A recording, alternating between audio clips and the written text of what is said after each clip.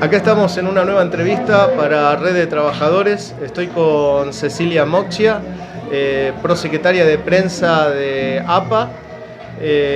Yo soy Omar Rombolá, trabajador de Coca-Cola FENSA de la planta de Pompeya y parte de la Red de Trabajadores y del Archivo de Violencia Institucional. Hola Cecilia, muchas gracias por la entrevista. Bueno, quería preguntarte una cuestión que le preguntamos a todos los compañeros.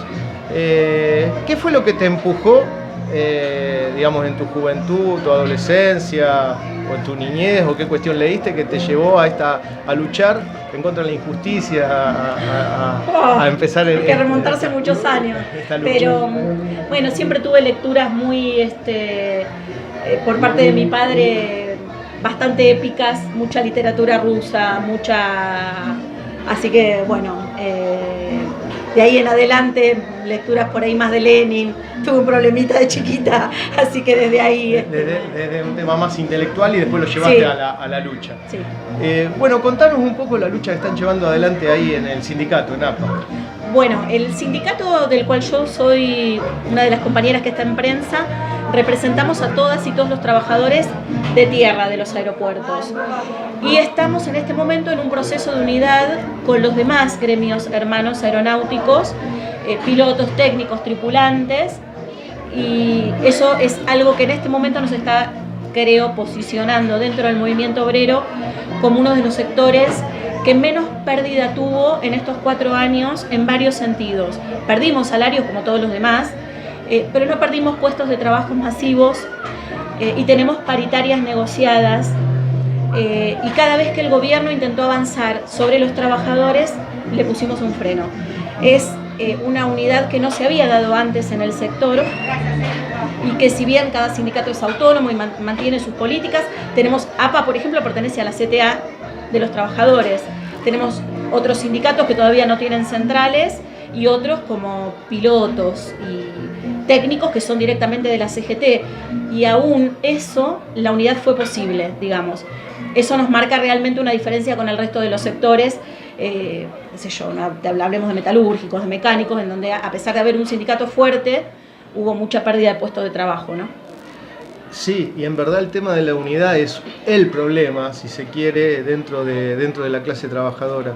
¿Y ustedes ven la posibilidad, digamos, de transgredir de alguna manera los límites aeronáuticos para lograr la unidad con otros sectores, digamos? Sí, nosotros como...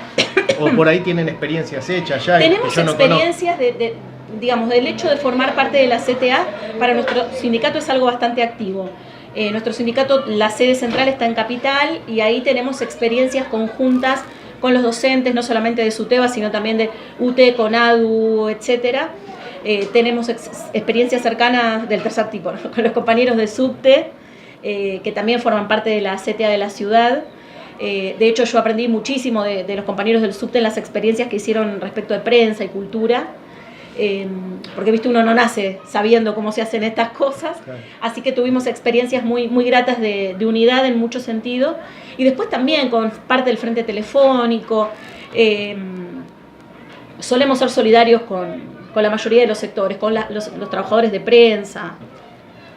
Bueno, y una pregunta más, porque de alguna manera estas entrevistas nosotros las recopilamos también para el Archivo de Violencia Institucional, que es un archivo que se había generado un observatorio de violencia institucional. A partir de eso, digamos, está empujado por la Facultad de Filosofía y Letras, por la Secretaría de Extensión Universitaria, que bueno, estamos acá en la terminal del Expreso Lomas a participar de esta jornada que nos invitaron los compañeros, a pasar un 1 de mayo de lucha junto a ellos. Y acá con Cecilia seguimos la nota. Bueno, como parte del archivo de violencia institucional, nosotros tratamos de recabar datos.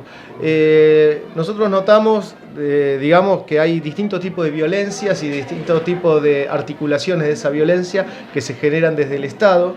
Digamos, una violencia que tiene que ver no solo con la violencia policial directamente cuando salimos a la lucha, sino también desde la justicia, también desde el poder legislativo, que votan leyes en contra de los trabajadores, desde el ejecutivo, obviamente, desde el gobierno.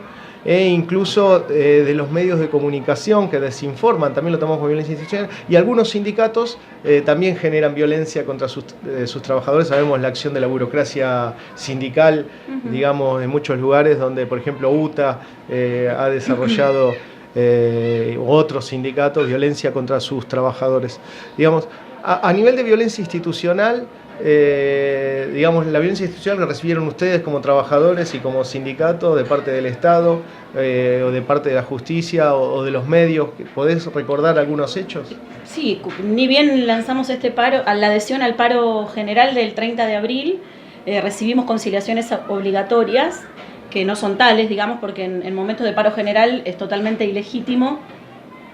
Es improcedente pedir una conciliación obligatoria. No hay un conflicto que conciliar, un conflicto que resolver o una situación que retrotraer como para que sea aplicable una conciliación obligatoria. Claro. Un paro general es una cuestión política y parte de esta violencia que vos mencionás fue ni más ni menos que el apriete de supuestas conciliaciones que además a través de los medios de comunicación se difundió para confundir, porque no aclaró nada, y fue en estos días, digamos.